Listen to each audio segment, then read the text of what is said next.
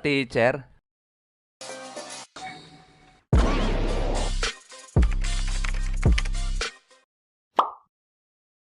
Okay. Bago ko simulan ng kwento, gusto ko lamang sabihin sa inyo mga repa, nakakagaling ko lamang sa sakit, kaya baka manibago kayo sa boses ko. Kaya pagpasensyahan nyo na kung medyo ngongo ang pagsasalita ko.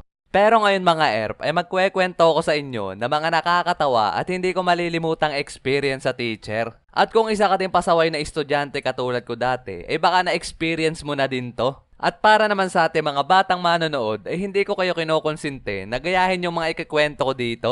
Kung ayaw nyo mapagalitan kayo ng mga magulang nyo. Kasi, pawang mga eksperto lang ang mga nakakagawa nito.